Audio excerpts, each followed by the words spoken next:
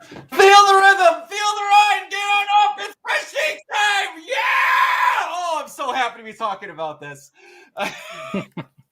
I never honestly thought we'd have a good reason to talk about this. And it like on my timeline, it's come quite apparent between all of my friends that I have seen Cool Runnings, some might say an unhealthy amount of times. It is not to go with no absolute hyperbole that I have seen Cool Runnings well over 100 times. I own it on VHS, I own it on DVD. I don't know if it exists on Blu-ray, but I would own it if it did. It was one of that I didn't have a lot of movies growing up. I fell in love with it. And growing up, I never fell out of that love, and I just seemed to appreciate more and more things about it. And then life happened. They are back. Jamaica has another team in the bobsled races, and I cannot believe it. Every device I had exploded. Tell me you've seen this. What? I'm like, I'm just waking up. What happened? Oh, it's glorious. And then Mike's like, man, we should really do fresh takes on that. I'm like, yeah, we should. Mm-hmm. News came across my desk that Mike's only seen it like twice. So I was like, yeah, this is going to be an actually relatively fresh takes. I'm like, awesome. Oh, so Mike, you start, buddy. Boy, I'm not even sure where to start. But there's a little bit of a history between Brock and I when it comes to this movie.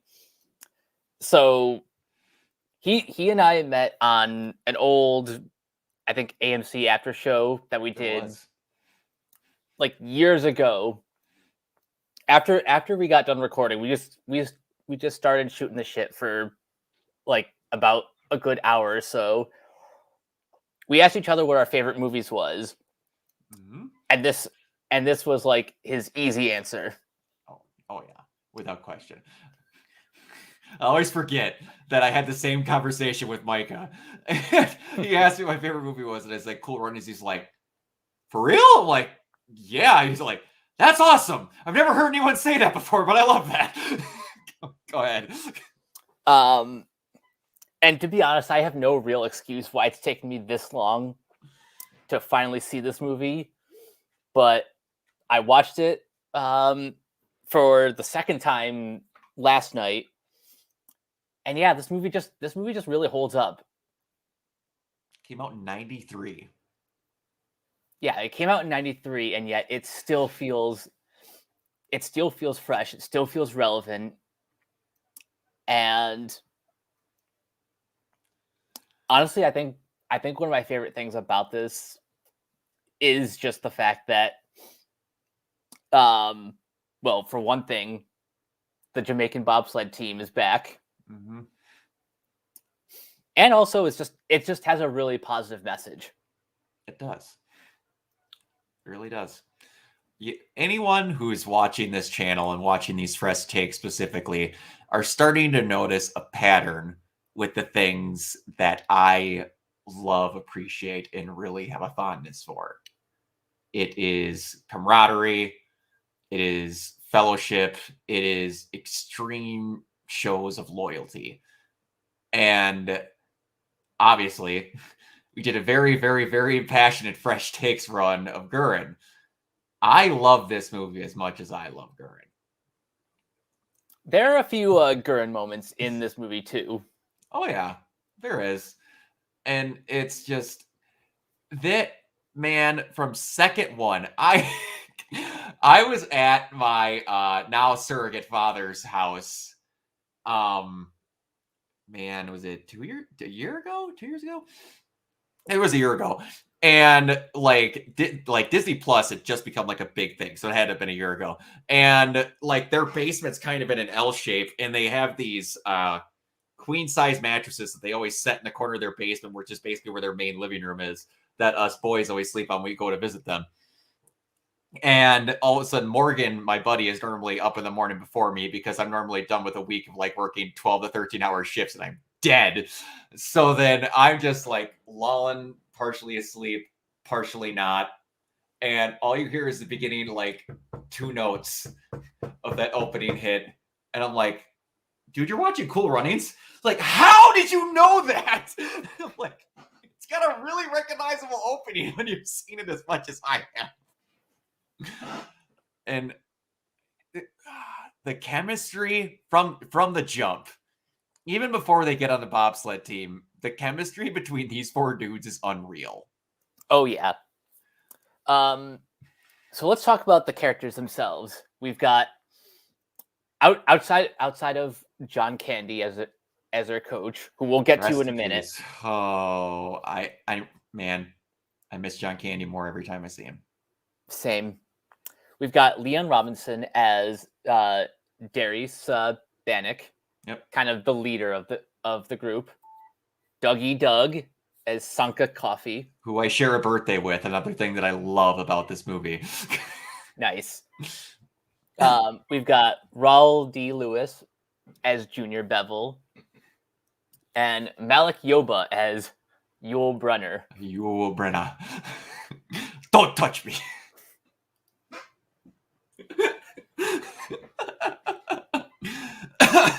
He really does have some of the best lines. He does. Like, this movie is a one-liner marathon.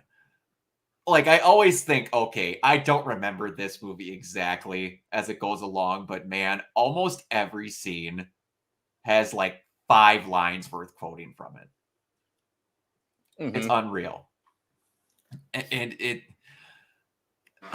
and you don't even get to see John Candy's character, Irv Blitzer, for a little bit. You just the beginning race, getting to see how lovable these characters are. Just the moment I fell in love with Sanka was the freaking song with the go-kart. And just Darius coming in, who's the big hot bag of man who doesn't have to go and say, who doesn't pay, that doesn't care, Sanka.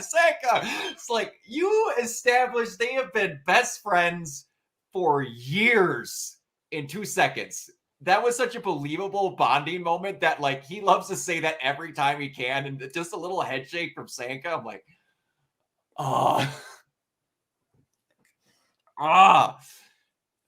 it like nothing feels fake in it, and that's another thing that I appreciate. It's just every moment they have, I genuinely feel between these people. Mm-hmm.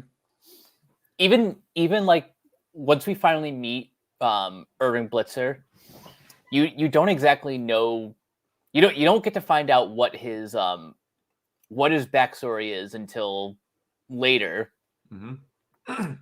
But like the second you meet him, you understand he's not exactly here by choice. He's here pretty much because he's exiled.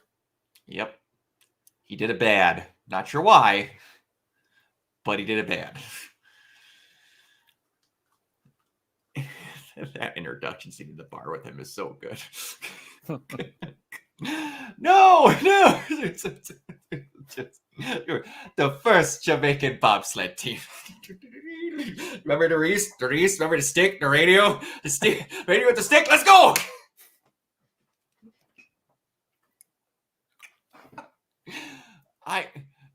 John Candy is one of those people that he's not exactly a thespian, but when it gets down to it and he has to do a serious take in a movie, he's there. And he has a lot of those in this. Give or take, a lot of this is him shucking and jiving and having the time of his life joking around, but when it's time to get serious, he really knows how to rein it in. Oh, he does. And like I just posted on my Facebook, like my favorite line dialogue, and we'll get to it. It's the second to last exchange he has with Darius in the entire movie. And it's another thing that, like I showed you, I have the Gurren painting.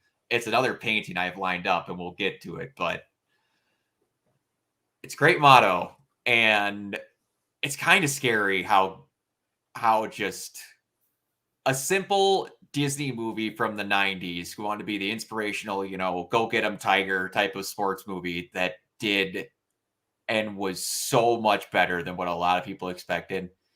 Like, we're Oh barely yeah. even talking about it, but I tell people that my favorite movie is Cool Runnings, and they're like, "Oh, that cute little bobsled movie from the 90s." I'm like, "When's the last time you watched it, and were you above the age of 10?" Yeah, because think about the subtext of, say, the bar scene, or even just like even just their first run once they actually get to Calgary. Mm-hmm. By the way, one of my favorite moments is once they land in Calgary and they leave the airport. Senka. Seika, what you smoking? I ain't smoking. I'm reading.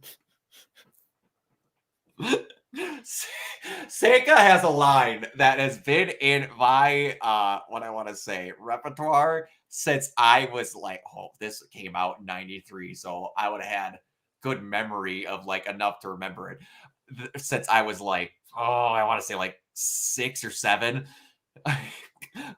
Cold, I'm freezing my Royal Rastafarian nays.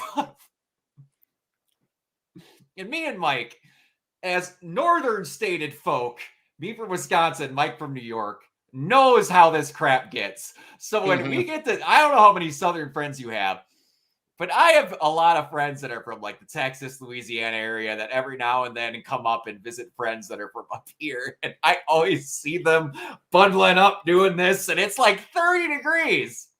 And we'll have moments where people that are from the South that don't go up north and don't get to see the "you northern people are insane" type moments where it's like, it was just -15, but it jumps to like 25. But it feels like it's 70. So you'll see some people just go into the store with nothing but a t-shirt on.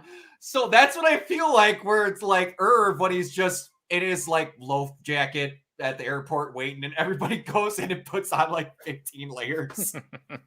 Like, oh, I bond with that on a near spiritual level. That's pretty much been this week in New York. Like we've had a couple wind chills. It's at least felt like 15 below for days at a time. Mm-hmm. But then when it warms up, it really, like, you really start to notice the difference. Oh yeah. And it's one of those things where it's just like, how do you guys get used to the cold? We stay inside. It's not rocket science. Turn the heat on.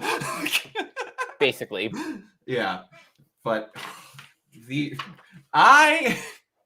my notes for this, for what we wanted to talk about, this whole chunk is just one-liners. The whole movie of notes from just like, man, going through all of it, and just there was a couple things that I wanted to bring up that I didn't notice until I was a lot older. Like, they go through all this stuff. Now, this movie is still applicable nowadays, and it does hold up. But man, also at the same time, this might be one of the movies that just encapsulates a 90s movie. Because, like, them saving up the money and doing all that. And, like, when Doris goes into the offices and asks for, like, sponsorships and stuff like that. I didn't notice until I was much older. I want to say until I was in my 20s. That when he goes to the office, it's the exact same office with the same desk, but like different pictures and a plant like this moved in the background for each different person. I didn't notice that either, but wow. I didn't notice the one time I watched when I was older. I'm like, wait, hold on. You're on it. I'm like, it's got the same indentation in the wall. The paint is the same. I'm like, okay, I get it. You didn't need to spend money for that. That's okay. Oh yeah. This movie also, like, it's not that big of a deal that we wait until we get to Calgary, but like their training is just one of the best montages ever. Sanka breaking his dread off, stuff like that when they finally get in. But one thing that I cannot overstate enough, and it's another thing that's in my repertoire ever, and it changes because obviously you can't use the word bobsled with everything. But when they're watching the safety instructional video, Oh wait, and- this is one of my favorites. Like it's like Good. your bones don't break, they shatter. They shatter. Your bones don't break in a bobsled. No. They shatter. Whenever I'm watching like sports highlights of someone getting hurt, I always just reverberate like back, like, no. Your bones don't break in boxing. No. They shatter. Candy's delivery of that line is off the charts. And another one, I won't go through every one liner in the movie, but another one that my youth pastor, everybody says in my group of friends is stuck in their heads for the amount of time I've made them watch Cool Runnings. But I beat your butt right here, right now. How about I draw a line down the middle of your head so it looks like a butt? Don't write movies like this anymore. Because in any other movie, that would be a dumb one-off joke that no one would laugh at. Sanka saying it, that's funny.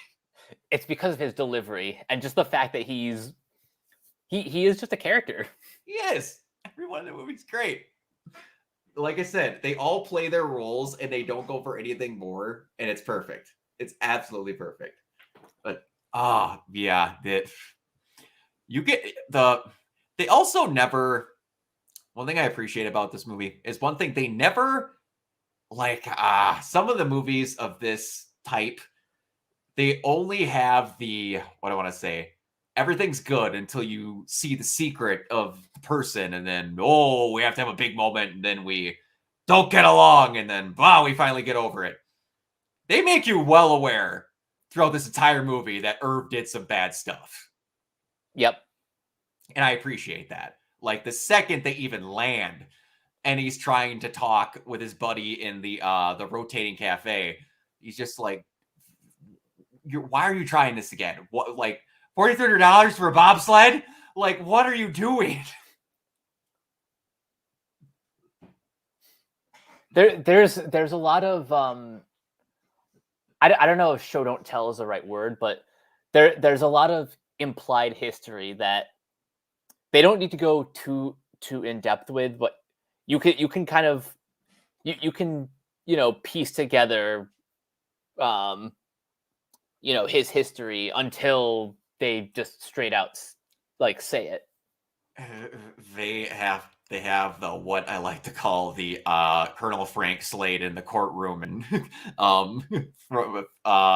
Scent of a Woman talk. Not quite to that level. Man, if we ever do like just a chat or like a podcast or something talking about top monologues in movies, I'd be hard pressed to find one that I think is better than that ending monologue from Al Pacino in A Scent of a Woman. Oh, that's a good one. Yeah, it's been a while since I've seen that movie, but I remember really liking that monologue. Dude, he goes off, and I feel so bad for Chris O'Donnell every time I watch that movie because Batman and Robin ruined his career. But anyway, that's a whole other thing. Yeah, they get the little bit, and it's like you want to talk about like individual scenes. There's no fat on this movie. They're pretty much training in Calgary and then in the final races, and have like one or two scenes outside of that. This movie's only like an hour and a half. And something I should point out is this makes a great double feature with a more recent movie, Eddie the Eagle. Sure. And the Jamaican bobsled team even has like a little mention in Eddie the Eagle. Really? I forget the specific line of dialogue, but they make a slight reference to the Jamaican bobsled team, because supposedly these two movies kind of take place in around the same year. That makes sense. I have not seen Eddie the Eagle. I want to, but I have not. We'll have to add that to the list. Oh, absolutely. I'm very bad at rewatching the same things. As I've said, I've seen this movie well over 100 times. I'm very bad at watching new things sometimes. But yeah, they don't do a whole lot outside of like the rant in the bar, and like one great line before then, again, of talking about how I'm like, anyone who just saw that was like, oh, that was the cute 90s movie from whatever. There's a lot of really accurate things that are still now a thing nowadays, like when Junior's talking about like, I don't feel welcome here, and then Yule just says to him, the different people eyes feel it's different. I'm like, Yep. yeah. And then, like, again, the Swiss guy, or not the Swiss guy. He's the East German team. I can't think of his name. It's escaping me. Wow. I know who you're talking about. Oh my gosh. How can I not remember his name? Always calls everyone Jamaica. Is it Joseph? Joseph Gruel. Yeah, that's what it is. Joseph Gruel. But basically the, I quote unquote, antagonist, one of them of it, and just always ripping on the teams. They feel like they don't know what they're doing. And his comeuppance he gets at that bar fight is fantastic. It is. Say something, Jamaica. Come on, say something. No problem, man. Boom! Just what is your okay? And there's a bunch of lines about like the whole rant about Ice 2 and the Bill Sled team, bobsled, whoever. Whose relationship do you like more? I want to say in the movie, Sanka and Doris's, or Yule and Junior's? Ooh, that's tough. I think in general, I like Doris and Sanka, just because of the friendship they have. But from like a story perspective, the scene with the mirror with Yule and Junior, when he gives him the pride power monologue. So good. Again, kind of a Gurren moment where he's like, it is, where he's it essentially boils down to believe in you, like you have the power. Absolutely. And it's like, and he has another moment with that later too, when he tells his dad off and his dad's in the elevator. There's the one thing, and I mean the one thing that I did not bring up in our Gurren Fresh takes that Yule kind of does for Junior here. When Simone has this big triumphant moment and he is bitching out Guame after he had just recombined with Arasiu and Gurren. And he's doing over his big thing about how his bro is on his back and in his heart. And they're showing the shocked reactions of everybody in Team Gurren. Everyone on that team is shocked that this is happening, except for one dude. And it's Leoron, who's got his arms crossed, just bobbing his head, smiling. Because he's like, I was just waiting for this to happen. I knew it. And that's Yule in the background. It's just, Junior, you want badass mother. That's all he had to say. He's like, I knew it. He had it in you. You just needed to look for it, and you're there. And like, again, a very much sports movie thing. Like, the dude sold his car to pay for the team to go. He's always been a bro. He always has been. It just took a little bit of, basically, you go get your palace. That's another good moment with them, the whole Buckingham Palace thing. But again, camaraderie with these people and having to overcome stuff. They get through all this and they have their test run. We're kind of weaving and wobbling here because, again, there's not a lot of fat in this movie. So if we try to trek it right in order, we go right through. But like they have their test run, and it's not Krojcik. That that for lack of better terms, dickhead that used to be Kurt. Kurt, yeah, that used to be Herb's coach. It gets to be their third guy down in the end, and they pass under a minute to qualify, and then they're having their celebration, painting up the bobsled, and he's like, "What's your color?" Tallulah. That sounds like a $2 hooker. Where'd you get that name from? Every time I hear that joke, I'm like, it sounds like a $2 hooker. I'm like, oh, this movie is so 90s. That would not have gotten away with a Disney movie today. But then they get told they're disqualified. They get no reason, nothing. And this is my, again, Youth Pastor Surrogate Dad's one of his favorite moments in the movie. It's one of mine. That Irv bursts into there in the middle of their meeting, and they go talking about, he's like, why'd you disqualify my guys?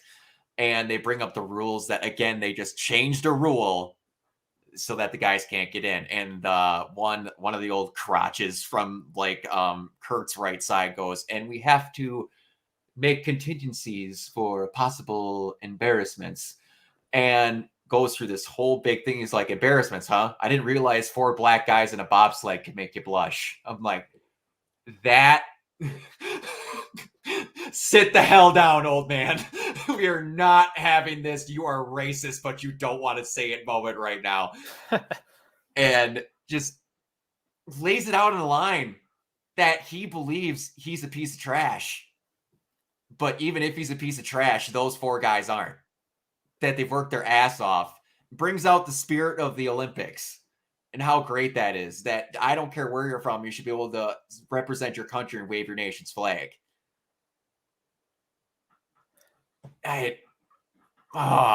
These kind of speeches are some of my favorite moments in movies like that touch upon themes like this, where like our main hero will basically do everything he can to pretty much deflate any sort of racist argument. Mm-hmm. And yeah, this scene is just perfect. It is. It's they don't overdo it. They have him go in there, chew every one of their asses out, and just walk. Openly offers them to never let him compete in an Olympic event ever again, as long as his guys get to go. It just, again, the end of this movie made me cry because of just all the stuff that it builds up to this. And again, when I picture this coach and like outside of the comedic side to it, I don't initially in my head, if I'd have been casting this, think John Candy. But I don't know who else I could see being Herb Blitzer besides John Candy in this movie iteration, anyway. Yeah, for this movie, I think they chose the right actor, someone who, has that sort of likability, mm-hmm. but can also bring out that darkness. Yeah, I'd say so. It's enough to where it's like, just how much do you have to get screwed out of things? Like, for real, what are you guys gaining? It's, if they would have tried this with anyone else that was a white team, and I'm just bringing this up, like a white team, like there would have been an uproar, but it's like, nah, it's just, we're going to be okay. This, that, and this, and that. It's just like, and I've had people say it's like, that's overdone. I'm like, is it though? I don't know what planet you've lived on for however many years you've been alive. This is undercutting by a wide margin.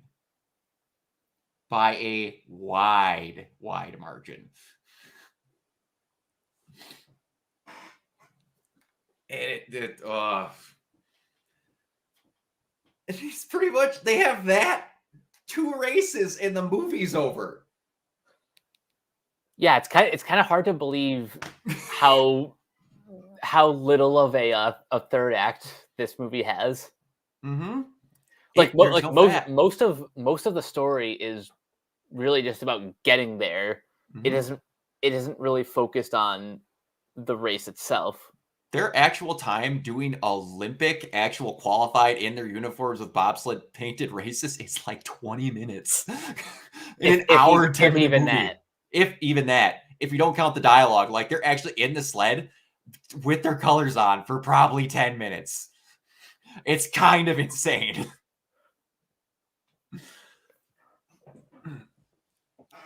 But they didn't need that though, and that's kind of the best thing about it. The whole thing is about them making it, believing in themselves, yeah, but it's just that four dudes who know where they come from. And I like how they kind of had like Doris just trying to fit in type of things. And I felt like it's not overdone, like him trying to copy the Swiss. It's like, that's what the Swiss do, the psych themselves up. Yeah, they also be making a little pocket knives, but you don't see us doing that either. Enough about the down Swiss. And it's like you said, the moments between Sanka and Doris. That moment that he has with Doris, basically telling him, dude, we're Jamaicans here. We're gonna I bobsled Jamaican. Yeah, he like what one of his best lines is, "I didn't come all the way here to forget where I came from." Mm-hmm. Yep, it is. And between those two, it's like the fact that you have Sanka telling Doris that is a lot. Because it was the whole thing where he didn't want to do this in the first place. Because again, penguins and igloos and Eskimos and ice. It's like, this isn't us. And then he's like, no, this is us, but we're going to do it as us. And like leading up to that last race, one of my favorite line exchanges in the entire movie history happens between Doris and Irv Blitzer when he wants to go out to eat, and Doris is like, "Nah, I gotta study turns." And he's asked them about the cheating. He's like, "Once winning becomes your entire life, you have to keep winning." And he's like, "You had everything. You had 2 gold medals." He's like, "If you're not enough with it, you'll never be enough with. If you're not enough without it, you'll never be enough with it." And then Doris just asks him, "Hey, coach, when will I know if I'm enough?" When you cross the finish line, you'll know. Another picture I have commissioned, I don't know when it's going to get done because this girl is quite busy, is that shot of them carrying the bobsled, and it finally hits where the finish line is, and it's going to be that exchange in the open gap. Oh, that is good. And I cannot wait to have that here. But man, and the fact that they even bring back again, another line that I say a lot whenever I hurt myself, and friends prep it every time because they know I'm going to say it. Is Sanka, you dead? Yeah, man. They even bring that back in a serious note. Sanka, you dead? No, man. But we have to finish the race. I don't know if I have a moment in a sports movie that I like more than them Then four dudes carrying the bobsled. it's a very unique moment too, because they could have easily just given up at that point, Mhm. but instead they're like, no, we have to finish. Yeah, they could have pushed it even, and it wouldn't have looked as great. But it's like, no, we didn't come here to not finish. No one would have gave them crap because of that crash. And man, it gets me every time, and I cringe every time I see it. When they're coming around the corner, and I don't know if that's actually the actor that plays Doris that's in the bobsled, but when that bobsled comes around the corner and that dude's head is in the ice coming Ooh. around the corner, and it's like 90'd into the bobsled. Oh, it hurts. Even before that, seeing like the screws coming apart on on the bottom of the sled, it's a very tense moment. Yeah, because you think it's going to go a lot worse than what it does. And the screech that comes through when they're jetting through those corners. That's terrifying. And like, can you just imagine? Again, I joke about it. Bones don't break in a bobsled. No, they shatter. You're easily going 80 to 90 miles an hour down a track made of solid ice that's a half tube in a metal rocket. That's terrifying. It is. One wrong move, you are dead, or you wished you were. I just, oh. But and as much as a cliched moment as it is, when you have that German captain be the first one to start cheering them on when he sees them carrying the bobsled, it's such a cliche moment, but I think by the time it gets to Kurt, who starts clapping, that's when it really wins you over. Especially when it's Kurt looking at everyone else, who's just like, why the hell am I even? Why did I do this to these guys?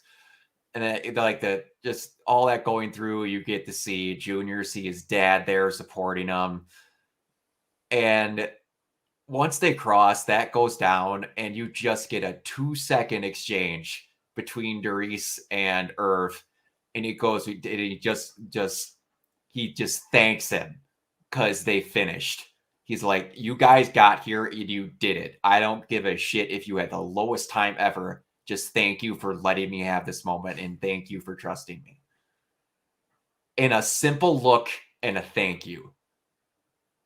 It's one of the best line deliveries John Candy's ever given in his life, in my opinion.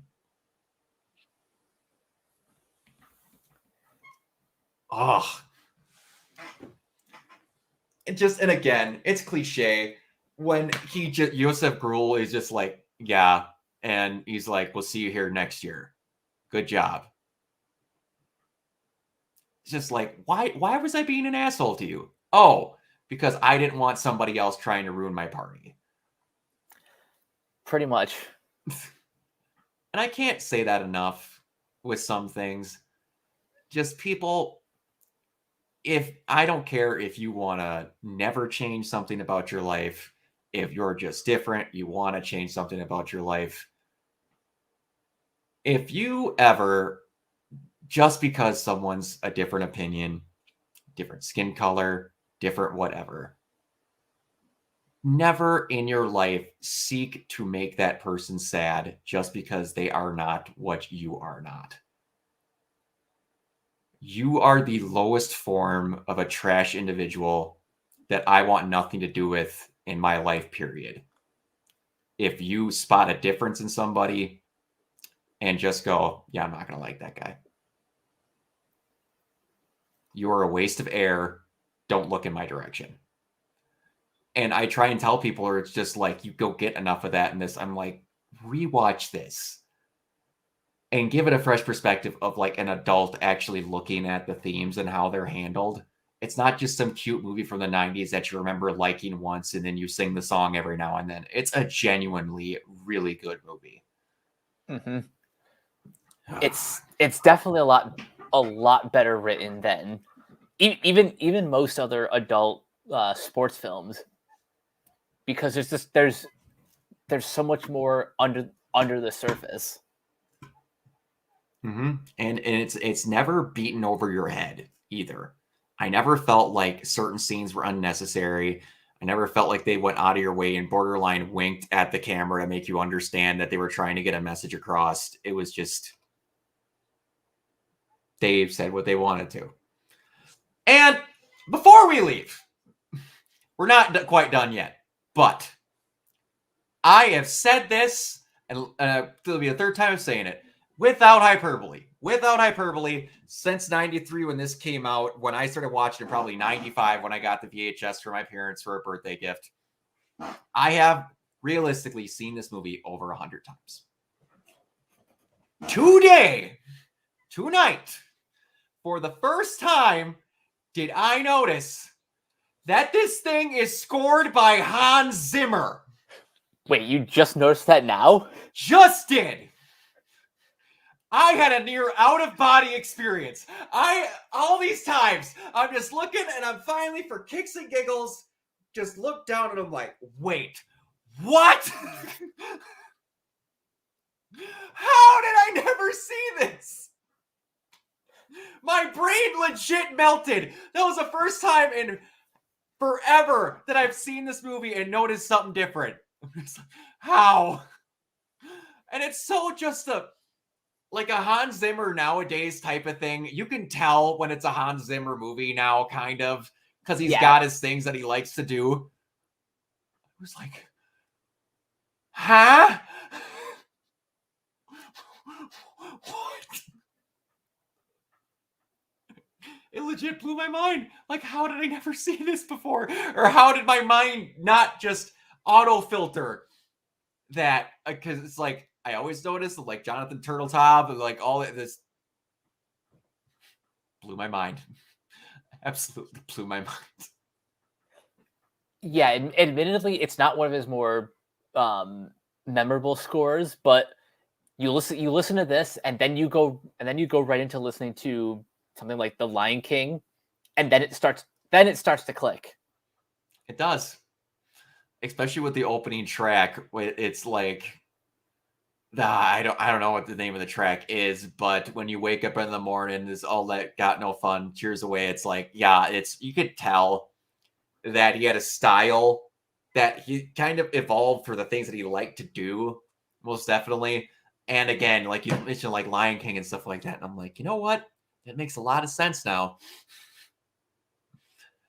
And it was just like, because my brain immediately went like 2010 and up Hans Zimmer. I'm like, what? And then I'm like, oh, duh, never mind. Nope, never mind. I'm an idiot. But yeah, man. One of the other things I wanted to talk about was the fact that they actually shot this movie on location is, kind of nuts. Yeah. Like, obviously they shot the stuff in Calgary first. Then they did like the stuff in Kingston later. Yeah. But yeah, it's it's rare. It's rare that like you get to actually shoot on location, even for like movies based on a true story. Because sometimes Chicago will double for like New York, or a lot, or they'll just like create like they'll create countries in Europe on like a soundstage in Atlanta. Mm-hmm. It's become the norm now. But yeah, it's, man, like it's mental thinking of that, because like I'm trying to think of what a cost like that would be, because this is outside of probably the price to shoot on that location. And like, I guess it'd be a little bit to like shoot in Kingston. I'm not exactly sure what an extra cost of like getting down there, but is a relatively insanely low budget movie. Yeah, it was at the time 17 million. I don't know what that would be adjusted for inflation. I don't know, but that is like picking out pocket lint and stuff right now. And I'm just trying to imagine how much that cost, like I said, is just to shoot on that location. Shooting on that location, John Candy's paycheck, and shooting in Kingston. Yeah, that's like pretty much all they need to spend. Yeah. Because like all the guys that are in there, like I would imagine Dougie Doug's the biggest out of the four of them, but there's also not a lot of people in this movie either. There's an assload of extras, but there's like maybe 10 characters that are given names, and you only follow like 5 of them. Pretty much, yeah. Yeah. But yeah, and that I'm kind of happy about that, because you only brought in the other people as deterrents for the main crew, and you wouldn't have got as much bonding if you weren't with the main crew that much. It's like, it's them, Josef Gruel, Larry, the guy who tries to talk with Doris, the friend of his that he talks with at the cafe, Kurt, Junior's dad, Doris's wife, Sanka's mom, which I think all of them collectively have 20 minutes of screen time ish total. Ish. And the whatever position he would be, Mr. Coolidge. Oh, the Olympics sports administrator, kind of. Yeah. Whatever his exact title is. But yeah. It again, like an hour and a half long movie. And like a stiff hour of it is nothing but those guys. Hour and 20 minutes of it, because basically everybody who's in the scene with them, they're in the scene also. There's rarely a time where they're not on screen.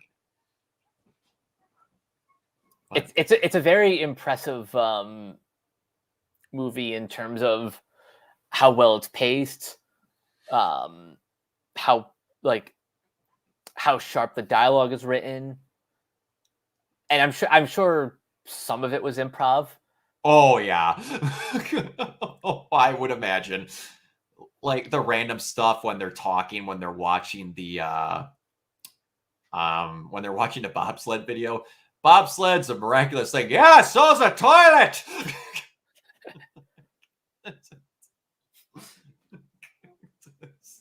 Oh yeah. And that was one thing, like, imagine if there was an outtakes, I have no idea, but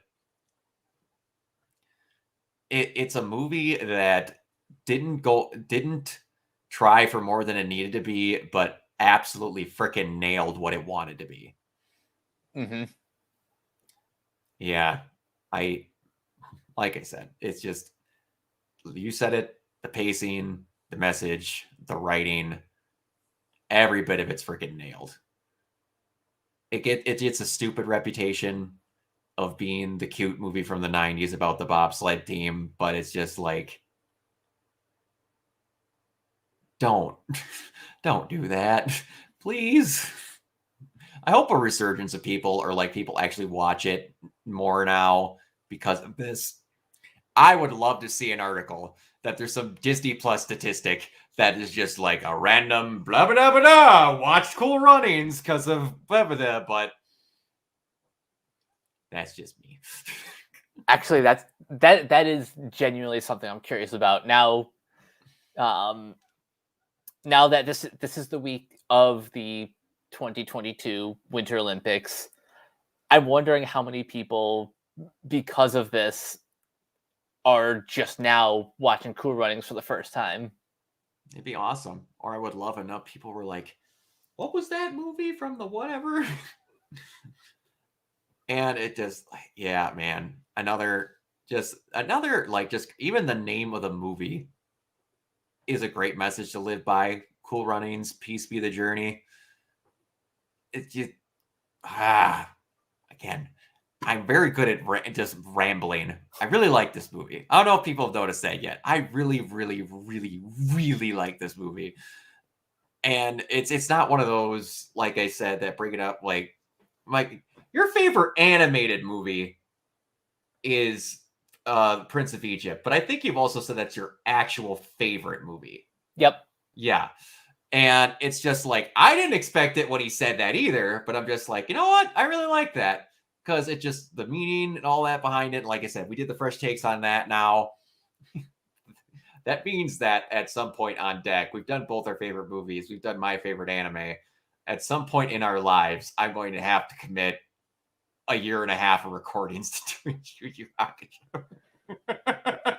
If we can even find that show. Is it even on a streaming service? I have tried looking, and it's is it one of those Evangelion situations where the rights are lost in just stupidity? That's a good question. I know you'd think it would be, just on Funimation or something, but I have had a hard time finding this one. That sucks. Maybe one day. Maybe one day, yeah. Maybe one day, yeah.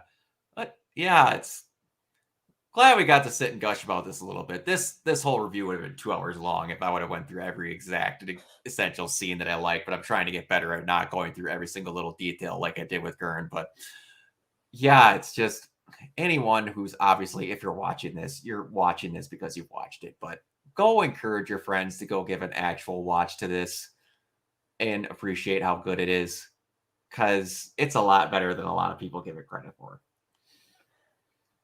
And if you also haven't seen Eddie the Eagle, this would be, like I said before, this would be a great double feature. Mm-hmm. It would. And I need to watch Eddie the Eagle now. We'll figure that out at some point for doing that for another one.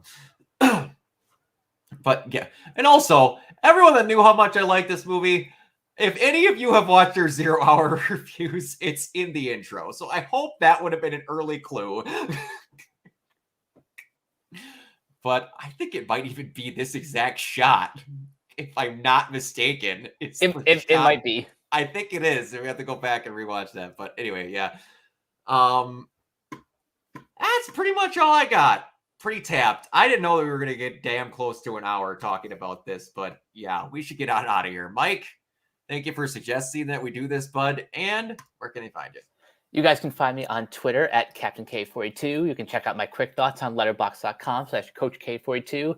And you can find me in all the Facebook groups just at my name. You can check out Renegade Pop Culture on Facebook and Twitter at Ren Pop Culture. You can also look for us on the Banana Meter. Listen to all of our podcasts on Anchor, Spotify, Apple Podcasts, wherever you listen. And last but not least, everything can be found at renegadepopculture.com. Need an escape? So do we. And you can find me everywhere at Organoid Zero, mostly on Twitch, which I would have been streaming already, but I got this going on today. I might have another recording session with Josh Lozano about Mass Effect tomorrow, possibly, because another great piece of information came across my desk.